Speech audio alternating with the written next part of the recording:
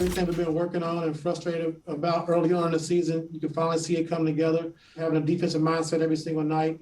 We held them to 105 tonight, so, that's just a great defensive effort right there. I think we're just being more attention to detail. We're just playing hard from the first quarter to the, fourth quarter.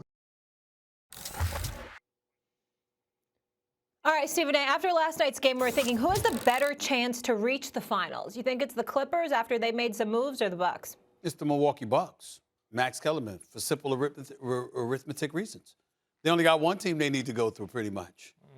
The Western Conference is wide open, especially if, with the sole express purpose of with the only exception, rather, is Anthony Davis if he's 100%. Then there's nothing to talk about. The Lakers will cakewalk to the finals. Outside of that, it's a crapshoot. I mean, when you look at the teams in the Western Conference, it's the Lakers, it's the Clippers, it's the Jazz, it's the Denver Nuggets, it's the Portland Trail Blazers, it's the Phoenix Suns. You just look at how loaded the Western Conference is with the Dallas Mavericks being an outside threat and what have you. We can't ignore that. In the Eastern Conference, it's about Milwaukee, Brooklyn, and Philly, period. We can look at Miami. We can look at Boston as having an outside chance and stuff like that. But it really comes down to Milwaukee, Philly, and, of course, Brooklyn being the number one team. And what if Brooklyn has to face one of them before the other? See, I don't know if Milwaukee and Philly would have to go against each other before they face Brooklyn. Because then, from an arithmetic perspective, mathematical perspective, then obviously that would be different because that would be similar to what you have to go through in the Western Conference. But I'm not anticipating that. I'm anticipating them having to face only one of them. And I think it's a situation where it's just like, hey, that's what it is. Whereas in the Western Conference, I think the Western Conference is considerably more loaded. That's all. That's the only reason. The Clippers, I think, are far more likely to win the championship than the Bucks. No, I was talking about getting out. Even getting the finals. I think to reach the finals, the Clippers are far more likely than the Bucks, and I'll tell you why. And I saw it last night again with Giannis. Giannis can hit a wide-open three. If you put a little pressure on him defensively, he does not hit that shot. The philosophy will be the exact same as it's been. Mm-hmm. The difference being they have Drew Holiday, right, who's a clutch player in the playoffs. Right. But here's the problem, Stephen A. Mm-hmm. I saw James Harden and Kyrie Irving go through the best teams in the Western Conference, 5 straight games on the road, beat them all, without KD. Once KD gets back, it's a wrap.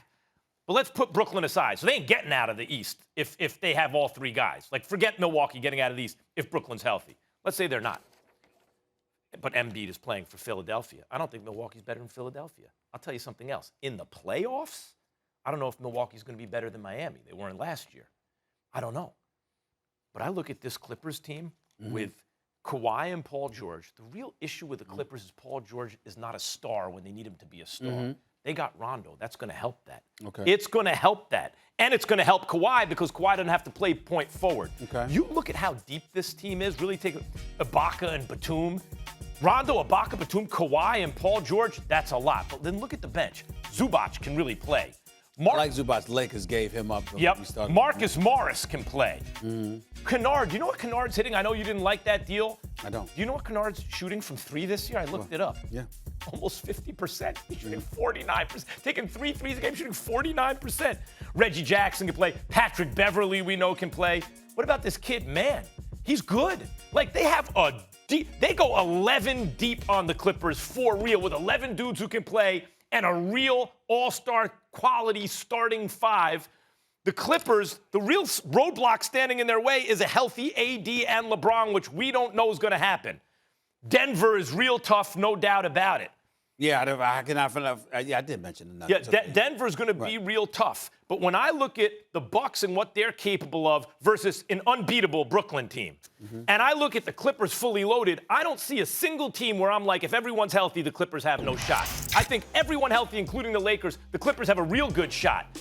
If everyone's healthy in the East, Milwaukee has no shot. Milwaukee's never going to get by that Brooklyn team. Forget that. I understand that mode of thinking, but we're coming from 2 different angles. I totally understand you're saying if everybody's healthy. I'm just thinking about the number of teams in the West that you have to compete with compared to what you have to compete with in the Eastern Conference. You have a top 3, and then there's everybody else.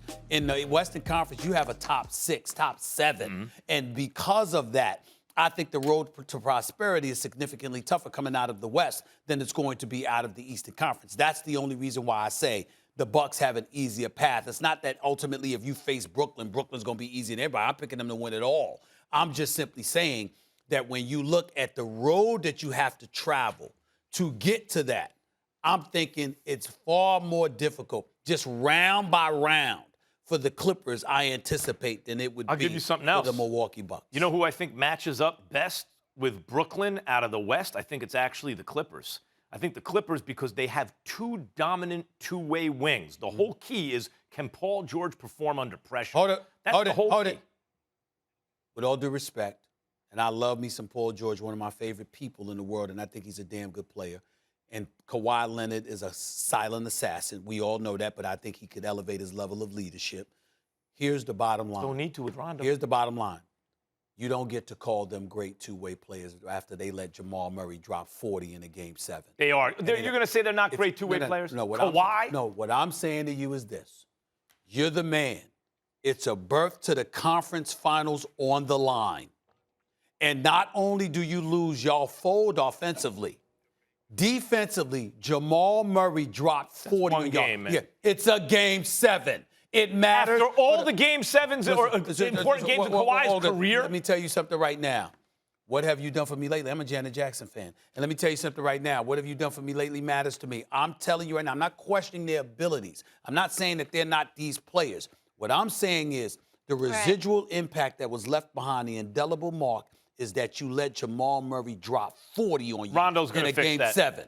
Rondo fixed it. No, I'm not forgetting that. different. I'm not forgetting that. According to our basketball power index here at ESPN, the Bucks have the 5th best odds to reach the finals, and the Clippers have the 6th best. So right there, neck and neck. Thanks for watching ESPN on YouTube. For live streaming, sports, and premium content, subscribe to ESPN+.